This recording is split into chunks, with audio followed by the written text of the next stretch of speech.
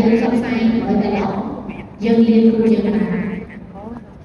ម៉ែយើងមានអំណាចនឹងរីកចម្រើនតែតតែប្រជាជនសហការគ្នារួមសាមគ្គីគ្នាពង្រឹងសមត្ថភាពទាំងអស់គ្នាកុំជឿគេងាយសាមគ្គីគ្នាជួយខ្មែរគ្នាយើងកុំវាយខ្មែរគ្នាឯង